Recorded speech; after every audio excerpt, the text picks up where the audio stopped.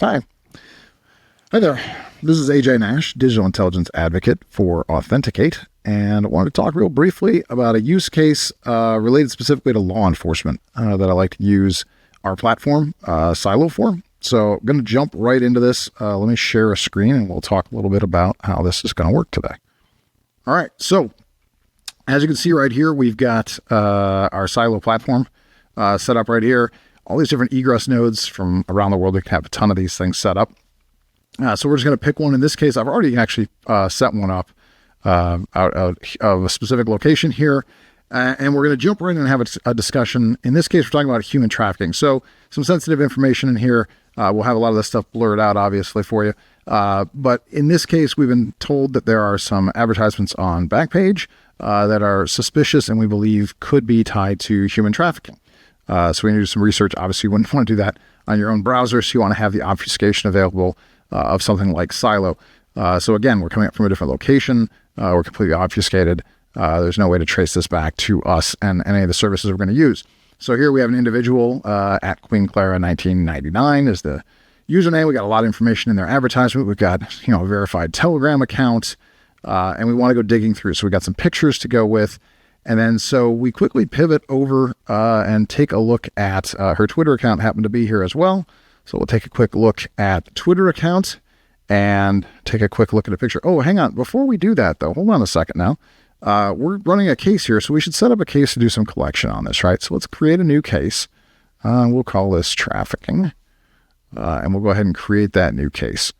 And then we can start capturing. Right. So now we've got this set up to capture. So everywhere we go, we'll get screenshots. You can do it manually, but you don't have to. This will take care of it. So again, we've got the advertisement right here. We pivot over to the Twitter account, which was right here. We can dig in, take a look. And that picture looks very similar to the individual in this account. So it looks like it's probably the same person.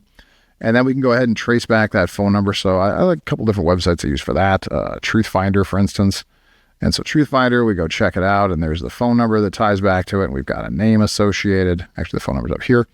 We've got a name associated with that, and we can move down a little bit. We've got address, some other potential information. Not guaranteeing any of this stuff is going to trace back, but it's a place to start. Another database we can look at here also, same phone number, coming back with the same names and same addresses. That helps with some validation.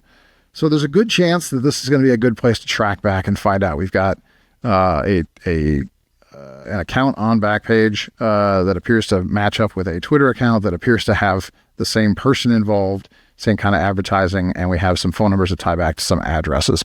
And I mentioned we were running a case, right? So as you can see now, 5 URLs and 9 snapshots have been taken. I'll show you how that looks when we get to the end. So we have a second example to show.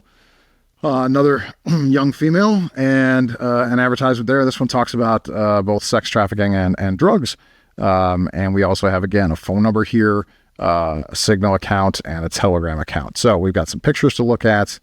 We go ahead and check the Telegram account. That picture certainly looks like it matches the same individual.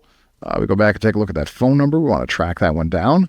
And again, we've got a phone number that traces back to an individual. Doesn't look like it's her name.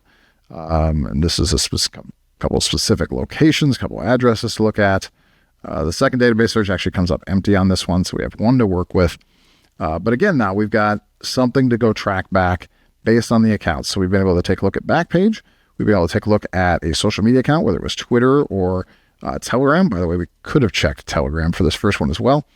And we've got some real information, phone numbers, addresses, etc. And the key piece here now, again, is that's already been captured. So I'm going to go ahead and stop the collection on this. But we can open up our case viewer now and take a look at that case. All right, and here's everything we just did. So we could take a look at all the different pages. Now there'll be redundancy here because I was jumping back and forth, of course. But they're all snapshots ready to go. We've got traceability back to the URLs. We can do annotation on these. You can see the timestamp, the date stamp, when these came in up in the right-hand corner there. So there's a record of the activity. Now, obviously, usually this would take a little bit longer. You'd have more snapshots. You'd have a longer investigation. But there's a record of the activity, and it just happens as you're doing your work. You don't have to take the time to take snapshots and pull screenshots and put things in different folders. It's all here ready to go, easy to export and easy to use. And also, this is all in a secure location. This is within our silo drive. So again, this is a secure place, not tied to your platform, not tied to your desktop, that keeps everything private and allows you to keep good track of the investigative process. So that's just a quick look, really fast, at how I like to use this platform. Again, to be able to go and look in these places. Now, a couple things I didn't show. Again, I had access to Telegram directly in here. For the interest of time, I didn't show how that process sets up. But again, I have access to Telegram directly within. I do have an SMS messaging capability within this platform as well, with its own phone number. So again, I can get SMS messages, so I can get logged into whether it's Google or anything related to Google logins, or whether it's Telegram or any other social media accounts. You can do that also right through here. So that's a quick run through on one of the use cases that I think applies to law enforcement.